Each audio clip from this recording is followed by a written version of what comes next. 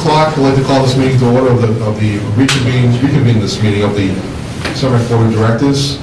And I want to welcome everyone for attending here tonight. I would just like to introduce the SEMRECC Board that is for everybody's vacation. I'd like to acknowledge the elected officials here in the room tonight. I'm grateful to have you all here. So we'll go around the room just to introduce ourselves so everybody knows who each other is. But for the board, to my right is Mike Eunice from Norton. From Easton is Connor Reed. Myself, Bill Keegan from Foxborough, and Kevin Dumas from here in Mansfield. So if I'd like to start left to right, I'll start with Mike. Just introduce yourself and where you're from. Michael Johns from Foxborough. Garen Hensley from SEMRECC. Eric Burke, Deputy Director of SEMRECC. Jess Afterwards, Selectman from Mansfield. John Stamberg, Assistant Town Manager and Finance Director of Mansfield. Bob Salvo, Selectman Town Norton. Campbell, Brad Brimwell, Selectman. Paul Slaker, Fire Chief from Norton. Bill Woody, Fire Chief from Mansfield. Tom Buckley, Deputy Chief, Foxborough. Whitehead, Mansfield News Institute. Mike Kelleher, Fire Chief. David Feldman, Board of Selectmen, Foxborough. Mike Trowbridge, Select Board, Mansfield. Steve Schoenfeld, Select Board, Mansfield. David Mills, Board of Selectmen, Easton. Peter J. Wingsreiter, Mayor of Norton, and the Peter Channel News. Gary Sullivan, Police Chief, Easton. Ronald Salon, Police Chief, Mansfield. Jay Barrett, State Rep from Mansfield, Norton, and Foxborough. Renee Daly, resident in Norton. Michael Blanchard, Assistant Town Administrator in Easton. Tom Broussard, Selectman, Easton. Faith Simon, Office of State Representative Claire Cronin, Eastern Brockton. Rick Parker, resident of Foxborough. Bill Titus, Office of Senator Paul Feeney. Paul Feeney, State Senator, Bristol and Norfolk District. Gentlemen, you just walked in? Chuck King, Selectman, Easton. Okay. All right. So thanks everyone for being here. We are grateful for having you all here. This is another opportunity for us to update you on the very exciting developments that we've had with the SEMRECC project. It's been a project in the making for several years now, and we're really coming to the point where it's really starting to come together. We think that we're still on track to be opening up as of July 1 of this year.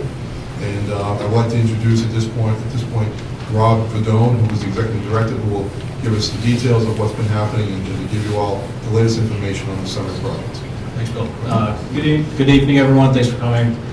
We have a brief presentation just to do another yearly update. Last time we spoke, everything was kind of coming together, kind of wet cement, everything. We have a lot of things that are firming up and a lot of exciting things coming over the next couple months and next year. So I'd like to talk about just an update on the SEMRECC project as a whole, a brief about the proposed amendment to our intermunicipal agreement and the district agreement, and just a brief about the our funding strategy, including bonds and notes. So to talk about SEMRECC. SEMRECC, we've purchased the building at High Rock that we've been talking about for quite a while now. We purchased that for $10. It includes 6 acres of land and a tower with a pretty substantial building. Including that purchase includes all the rights to the land, the easements, the tower, the road, the building. There's no strings attached, if you will. We have design underway. It's coming together pretty quick. Hoping to have a design firmed up and ready to go out to bid over the next couple of months. With our new funding strategy, we no longer have to look to piecemeal the construction project. The original proposal, based on the way the state funds these projects, was that we'd break up the project into smaller projects, like do the roof first and then go out to bid, redesign, do the walls, or however that would shake out. With our new funding strategy, we're able to do a traditional building project, which is one bid, one build, one design, one contractor. Our hopes with that is to shorten up our timeline, increase our accountability with the folks doing the work, and make sure that we have a really great project at the end. Just with the building, we're already seeing the effectiveness of the building. We've installed one microwave link that would have normally been 3. We have confirmed line of sight. We've talked about line of sight over and over again. We've confirmed line of sight all the way down to Fall River as part of a larger regional project. And then we have 2 other additional towns who have asked to stay anonymous at this time, but we have 2 additional towns with serious inquiries into joining the rec, and that would not have been really feasible at this point with our earlier project. Excited with the building, excited with the way we're moving forward and our new additional capabilities with this facility. As we move forward with this project, recently just spoke with the Foxborough Cable Access about maybe doing a mini docu-series about the building and the legacy of the history of the building to make as much as we can publicly accessible and kind of follow the project as we move along with it. There's a lot of really exciting things that are coming through. If you're a history buff, there's a tremendous amount of legacy in that site. It has a long legacy of public service, and we'd like to document that. And we're only doing this project once, so we'd like to capture as much of it on film and share with the public as much as possible. So just, this is more of a bragging slide, but recent talks with the State 911 Department, I asked for a third 911 link, and one of the representatives of the State 911 Department said, you can have it if you have line of sight to the Prudential Center. And it was joking. So I sent them a picture, and this was on my phone, that's why the capitalization's not correct, but I sent them a picture of our tower and the Prudential Center in the background. I said, all right, where's my link? So just to highlight the capabilities of the facility. The next picture over is our tower as viewed from Fall River, and you can see it's up high and it's pretty prominent. And then just below that is a line of sight analysis, including trees and some Fresnel zones with the microwave. We have tremendous capability. That represents the ability to have a microwave link with 99.59s behind it reliability. That translates into a matter of seconds of scheduled downtime a year versus 99.99, which is hours. So this is we're right on track for everything we hope this building would turn into. We're very happy to welcome on board Eric Berg as our Deputy Director. Joins us with just over a decade of experience in various public safety roles. He's been a tremendous asset over the past few months, and he will continue with us through the development and opening of the center. Other than that, we've hired 4 operations supervisors who will be our shift supervisors during normal day-to-day 911 operations. And we've hired our Phase 1 cadre of communications officers so that the people actually answering 911 calls, moving assets around. Our average employee has a length of service of about 10 years, some with much more and some with a little less. Most of our employees that we hired were from the member community, the Foxborough Mansfield, with one from Norton and unfortunately none from Easton this go around. We're hopeful for our next hiring phase that Easton will join us as well. We really brought on board a well-qualified staff of folks. Many are certified as EMTs, paramedics, police officers, and firefighters, and have experience in the fields as well. So they have a tremendous depth of knowledge on top of their 911 and telecommunications experience. Over the next few months, we've already started training. We'll continue training. Our training includes our area of responsibility and local knowledge. Many have a pretty integral local knowledge based on living here and being employees of the towns now. But that's something we're really focusing on. Learning the street names and landmarks, maybe the non-traditional landmarks and just the slang between the towns.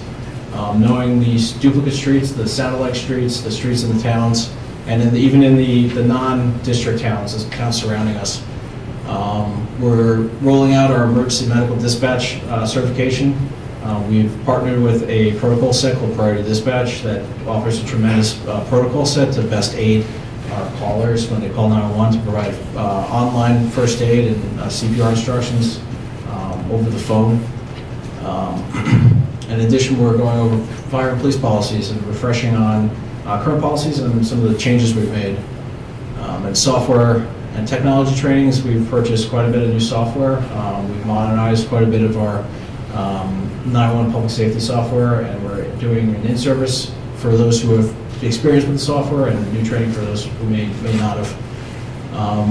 We're even diving into homeland security and emergency management style trainings surrounding weather events, national level emergencies, any regional or national level emergency that may affect the district or the member public safety agencies. And when I tell you there's a whole laundry list of other things we're going over, there's truly a tremendous amount of training we're doing over the next couple months and then beyond. So just a brief update on our funding. FY20 will be Foxborough-Mansfield operational. So our funding model, we're looking at a $1.7 million budget with $687,000 of that coming from grants. So more than each individual town. That leaves us with a delta of about $1.2 million. The bulk of that will be divided between Mansfield and Foxborough as the operational communities, and then Norton and Easton will continue their same level funded assessment as the past year. We're continuing the development phase.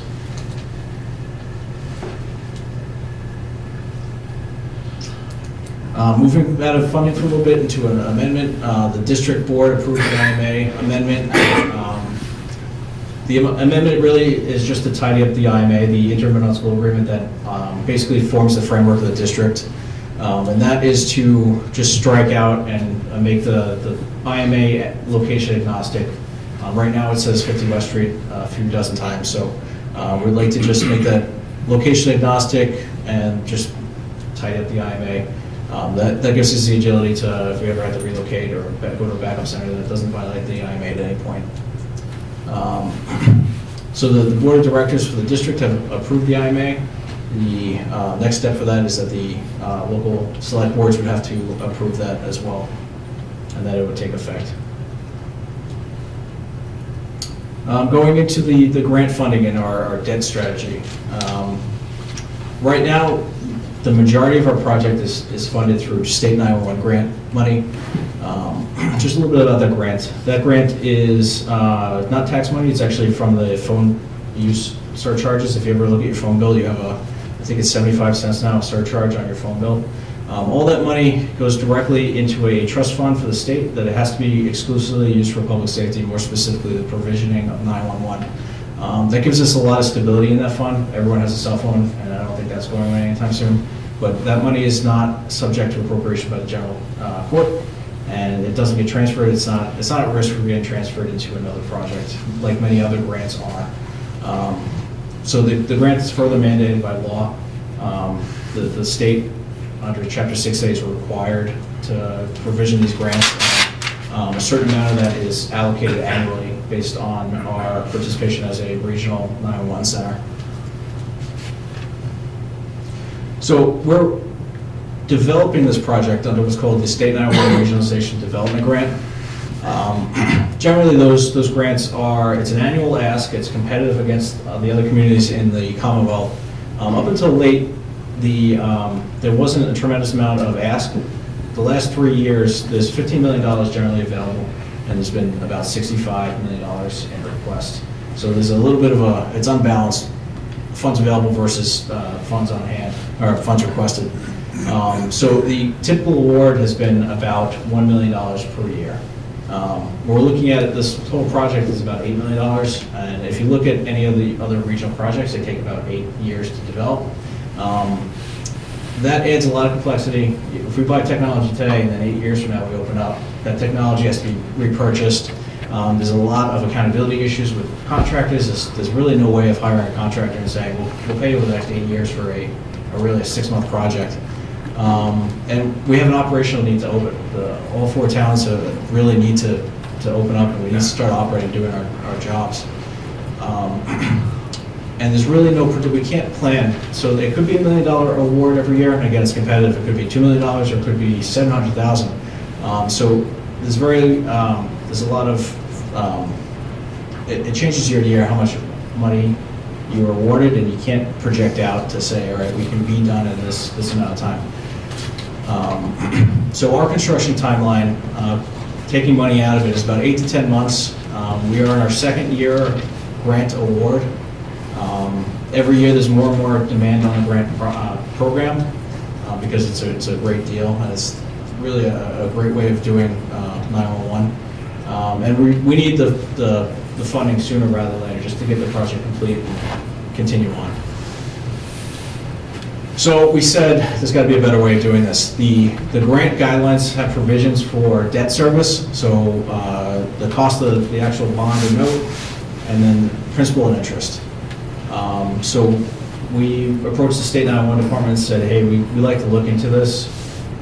We'd like to see if it's feasible to borrow against our grant award. Basically, get the money up front by borrowing it and then pay down the note or the bond over a number of years. That front loads all the money up front. We can finish the project and then still go through that same grant process, but the project's done, and we're just paying down a note or a bond versus waiting for the next check to finish the building.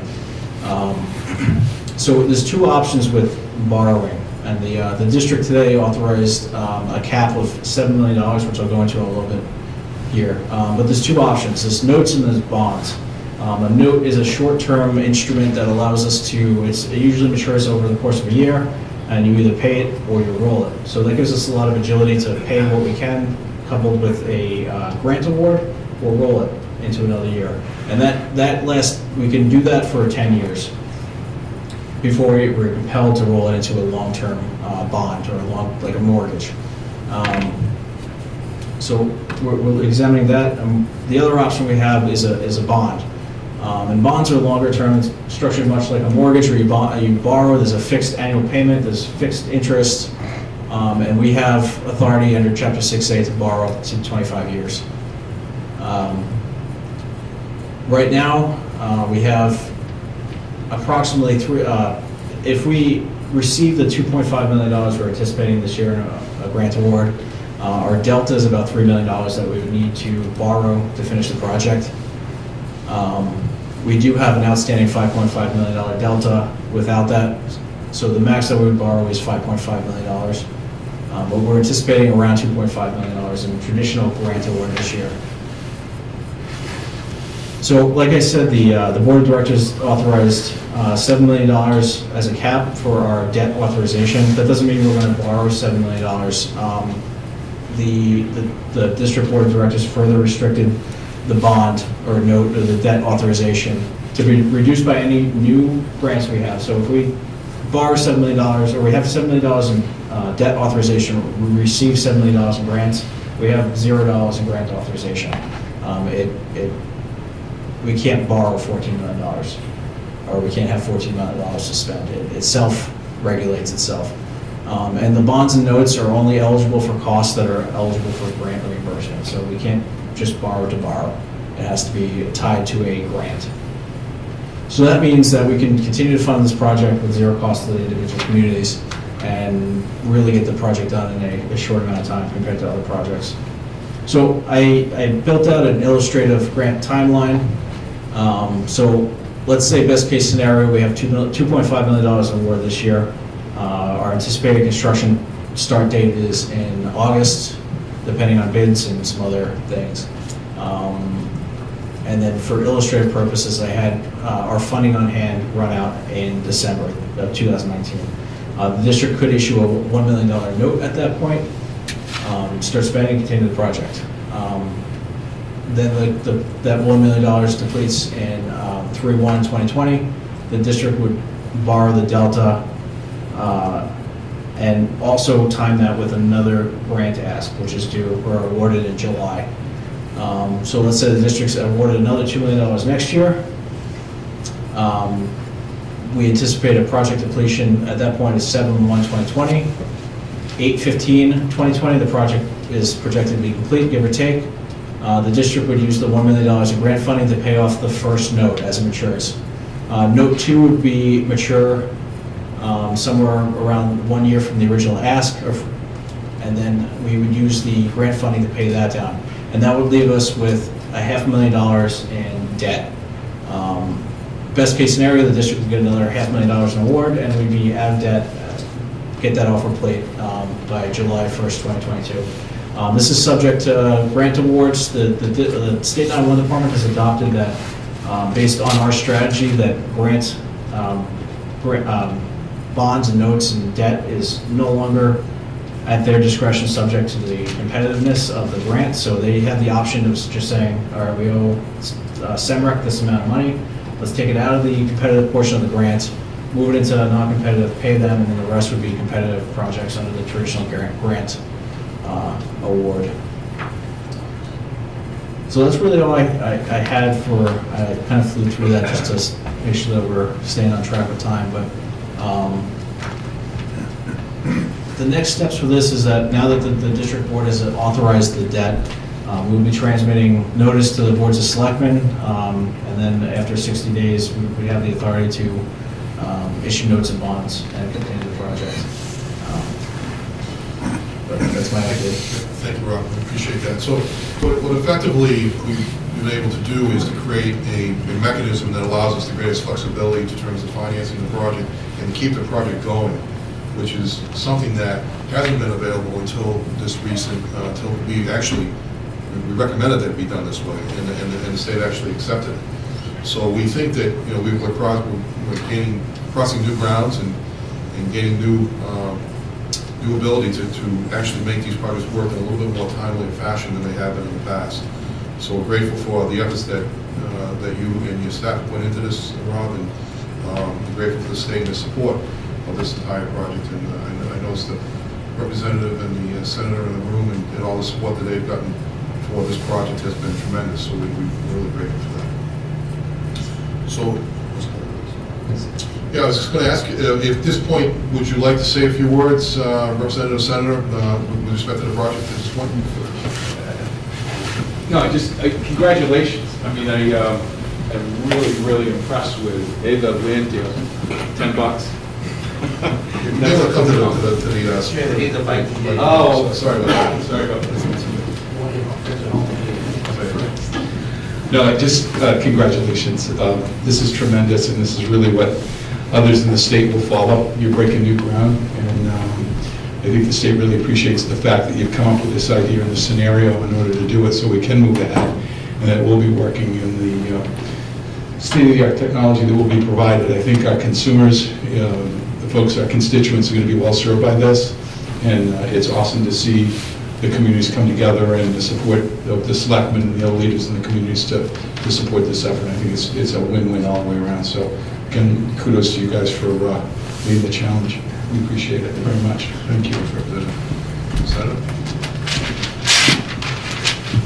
Thank you, Bill, and Rob, great presentation, and welcome on board, Eric, as a deputy. I think it's a great team. Look, it's easy for me. I came in while this project was well underway. Thank God for Representative Barrows and the rest of the delegation. You know, Senator Timilty wanted to be here tonight. He's at an event in Easton honoring actually Representative Cronin. So we'll be reporting back to them. But look, we're here to support. So whatever it is that we need to do to make sure that, you know, we are supporting you in the grant application so we can help with bonding. Whatever we can do from the state level, of course, we're going to be there. It's a great project. This is actually becoming a model for all sorts of discussions that are happening across the Commonwealth, as you know. And, you know, we hear from our colleagues all the time, Jesus, how do you get this to happen in that neck of the woods, and how do we do it? So, well done, and we'll continue to support it going forward. Thank you. Thanks, Senator. So, it is interesting to note, too, that we're getting calls from other communities now wanting to try and join the SEMRECC district, which is quite interesting, and that what that means for all of us as members is that the more people that join, the less it costs, because we're able to spread that cost out across an additional number of communities. So it's not a one-to-one ratio in terms of growing the operation. So maybe you can talk a little bit about that, Rob, just to kind of clarify it for folks. Sure. So as communities are added,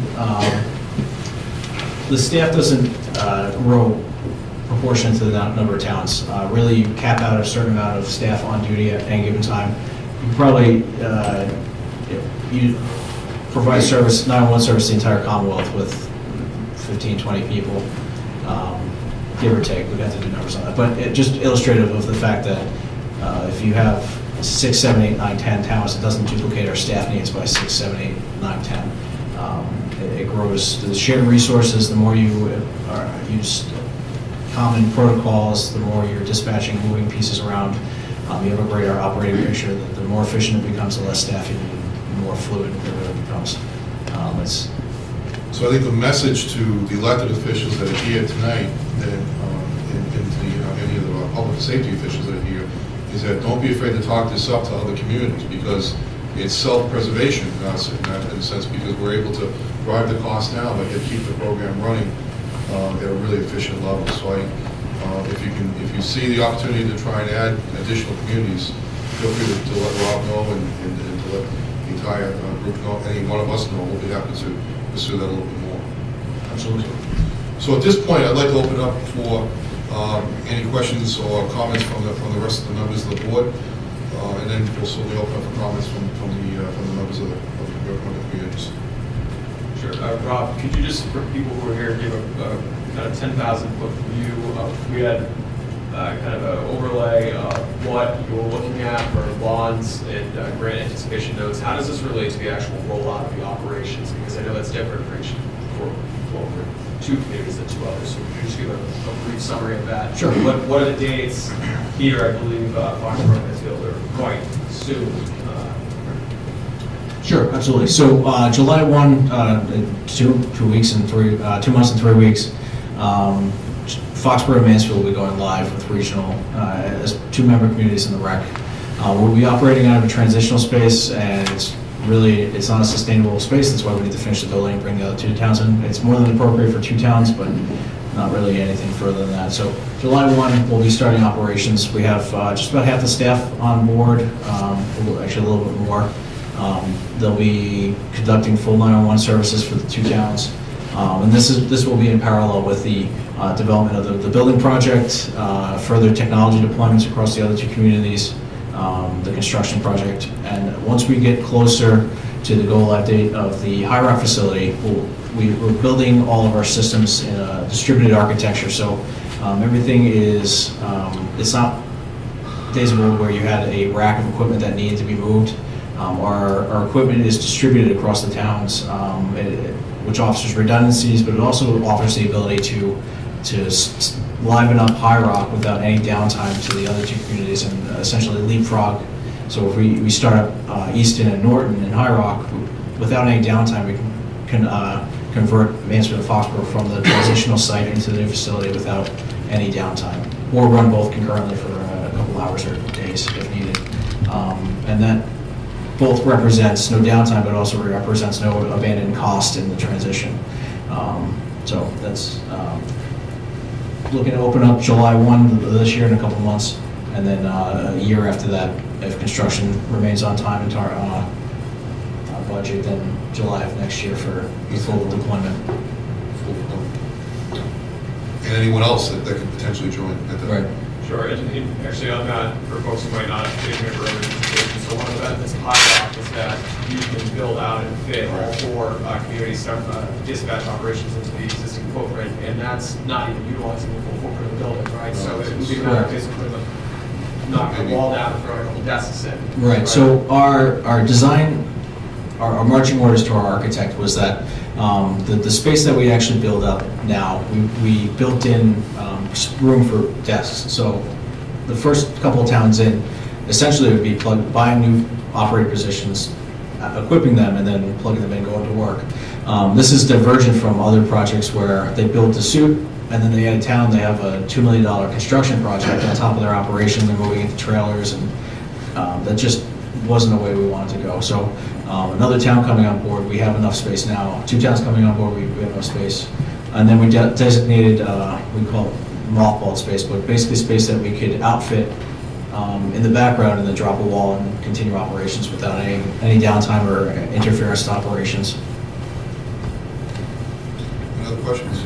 Just another point Rob would point out is the fact that even though we're looking at the opportunity to do the loan, that the state 911 is involved and is committed to this project. Correct. Right, for the long term. So even though it's a non-conventional way of deploying these projects, the state is this still represents a no cost to the community model, where the towns aren't asked to pay more or less based on this model. It's very similar to an MSBA project, except instead of a 50 to 60% reimbursement, we're expecting 100% reimbursement. And that gives us in the door, operating a lot sooner, and saves a lot of money based on annual escalations. And every time you go a year, it's represents a 10% increase in the total project cost, which is tremendous. It also allows the state to spread the money out a little bit more in terms of the available funds that they have each year by not having to pay extremely large grants to any one community, any one new district at a time. Correct. And it seems that their vision is that after we're successful with this, that they push other communities into saying this is the standard model now, and The other model is the legacy model, maybe still available, I'm not sure, but they're definitely pushing people towards looking into this versus the $1 million a year asks. And to just kind of build on and nail home Kevin's point, so what we're talking about is basically a grant anticipation note strategy where the state has communicated to you that the debt service associated with those notes would be a non-competitive grant ask, correct? Right? So that would be an amount of money that, like you said, is an MSBA type reimbursable that does not have to compete for funding amongst other items. Correct. Right, which results in a net zero increase to the assessments back to the member towns. Correct. Absolutely. Okay, thank you. Mike, anything else you want to add? All right, I just want to open up to the audience. Anybody who'd like to comment or have any questions about the project?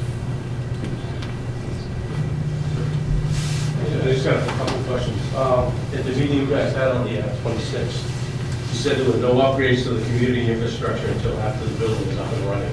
Is that after the building's up and running or after the debt's paid off? That's not entirely accurate. So we've had a tremendous amount of upgrades, specifically the radio infrastructure. And that is, that's strategic on our part based on some current legislation at the federal level that's essentially taking our spectrum that's allocated between the towns and making it go away. It's a provision under the Middle Class Tax Relief Act of 2012 that eliminates the T-band. So until that's resolved or until we can identify another strategy, we'd be buying equipment that in 4 or 5 years would be useless. So priority one is to get the building open and operate and maintain the equipment we have. And then as we identify funds and we get a more solid picture of what that looks like over the next 5 years, start purchasing infrastructure.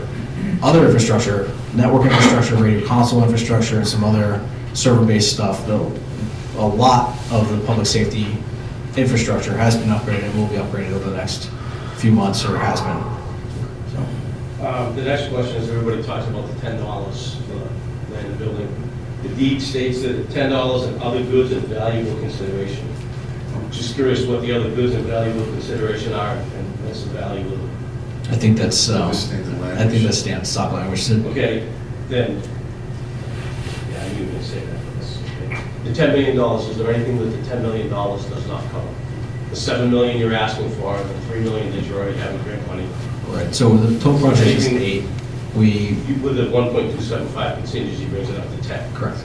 So is there anything that $10 million does not cover? At this time, no. So that covers the road and all that.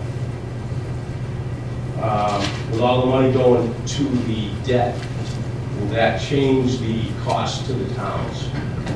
No.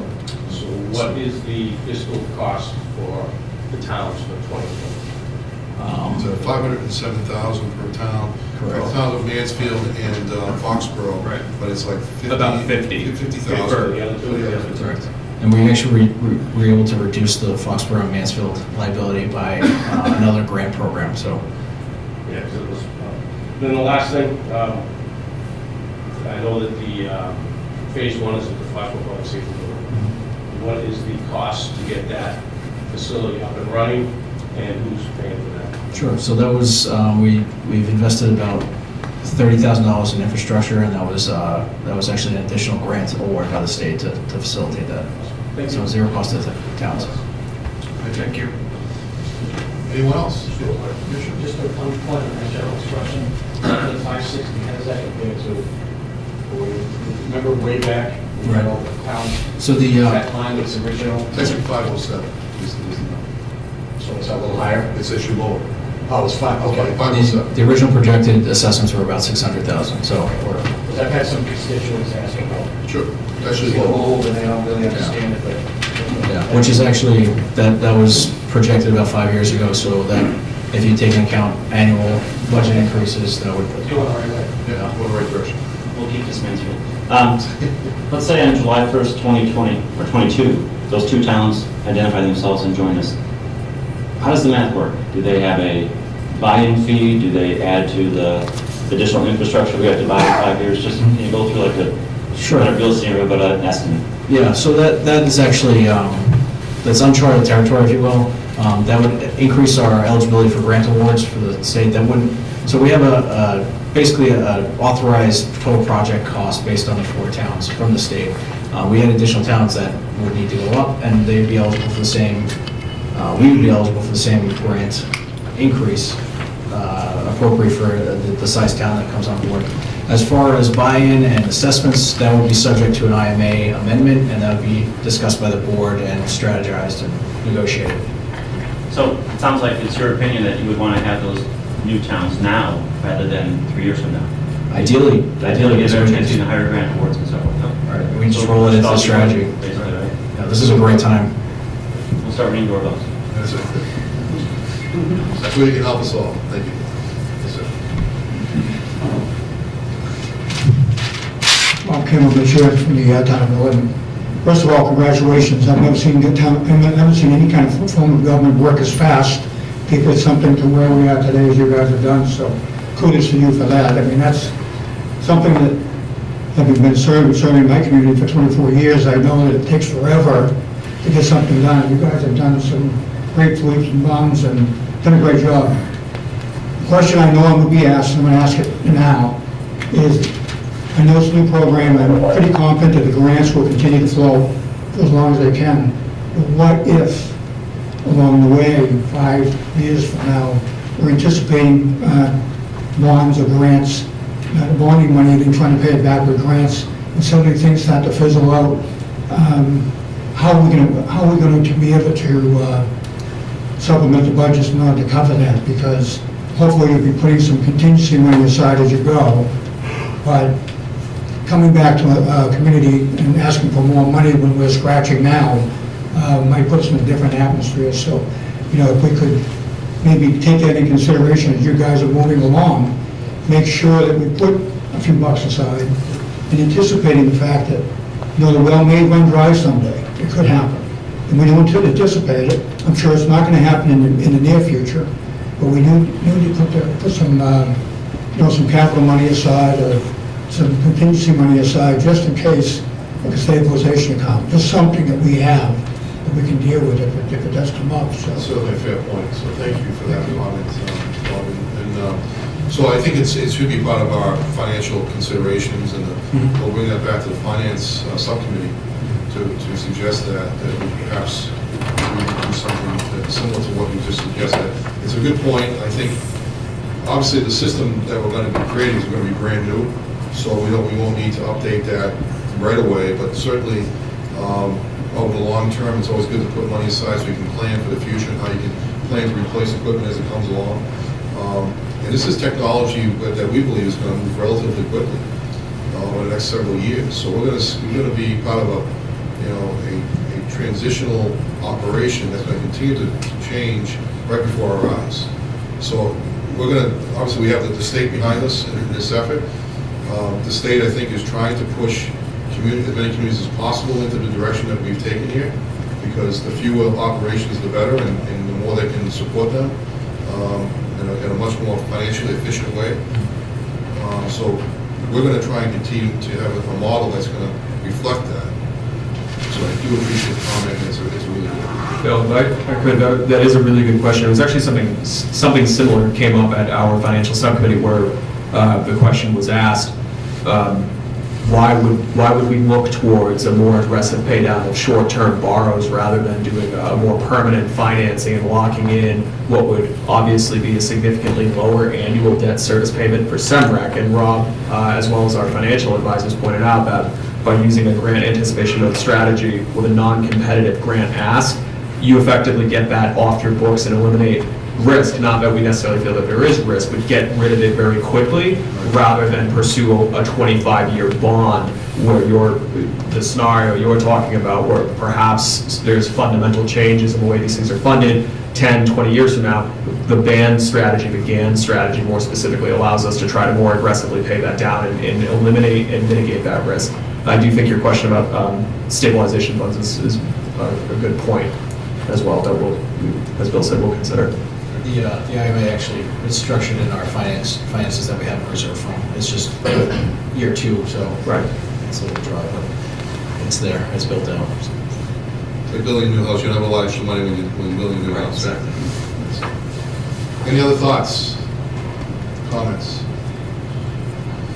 All right, well, I think we're going to finish a little bit earlier than we thought, so we want to thank everyone for coming tonight. Appreciate your attendance and your interest, and we'll continue to keep you updated as we progress. Bill, are we looking to ask the boards of selectmen that do have a quorum present whether or not they would like to entertain a motion for their respective communities on amending the IMA just to be address agnostic? So there are a couple towns that have quorums here tonight, and I believe it's North and Easton, is that right, and Mansfield? Yes. So Foxborough is not, but we'll take it up at next week at our meeting on Tuesday. So I'll defer to the various town administrators and town managers to respond to that. We should read this so people know what they're, basically what this is, currently the agreement refers to the site that we initially anticipated would be the dispatch center as 50 West Street in Mansfield, and now with the new location, this would amend the agreement to take out the address. So basically, it says pursuant to a vote of a 2/3 majority of the Southeastern Massachusetts Regional 911 District Board of Directors assembled, and by the authority of the same, it was voted on the 10th day of April 2019 at Mansfield Town Hall in a regularly posted open session meeting that the Regional 911 Emergency Communications District Agreement between the towns of Easton, Foxborough, Norton, and Mansfield, executed the 10th day of February 2017, is hereby amended as follows. The third whereas clause in the preamble, which reads as follows, is hereby deleted in its entirety. And that states, whereas the town of Mansfield has a communications center located at 50 West Main Street, Mansfield, capable of effectively handling fire, police, and EMS calls from the towns of Mansfield, Easton, Foxborough, and Norton. Section 1 introduction, the third sentence herein is hereby amended by deleting the text, the town of Mansfield, and adding the words, the regional. Preceding the text, communications center will be the primary. Section 3, definitions, is hereby amended by deleting the text located at 50 West Street, Mansfield, under the definition of regional communications center and under the definition of PSAP. Section 5, Regional Communications Center and Dispatch Operation, is hereby amended by deleting the text, the Regional Communications Center shall be located in Mansfield at the Mansfield Communications Center with an address of 50 West Street, Mansfield, and which shall be hereafter known as the Regional Communications Center, and contained in subsection A, and deleting the text located at 50 West Street, Mansfield, Mass. So the best way we can do it is I'll defer to the town of Mansfield. We don't actually have that particular item posted on our agenda, so I would postpone it till next Wednesday for us. Yep, fair enough. Any other town? We have 3 members present, so we have a quorum.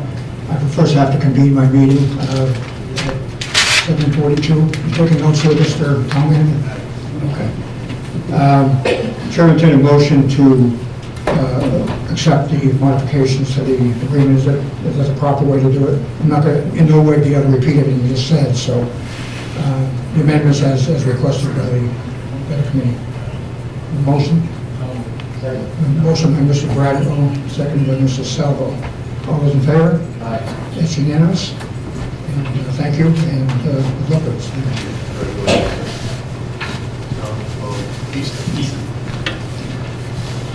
First, we'll convene our meeting for the town of Easton at 7:43 p.m. I'll entertain a motion regarding SEMRECC's proposed amendment as discussed to the district IMA to remove language concerning PSAP location. So, second. So that's David and Chuck. All those in favor? Unanimous. Thank you very much. Appreciate that. All right, so the towns of Mansfield and Foxborough will take this up at their respective meetings next week, and we'll put it on the agenda properly and have that back to vote. Thank you. So is there any further business before this board? All right, with that being said, I call that we have a motion to adjourn the meeting. So moved. Second. All those in favor, say aye. Aye. Meeting stands adjourned. Thank you very much.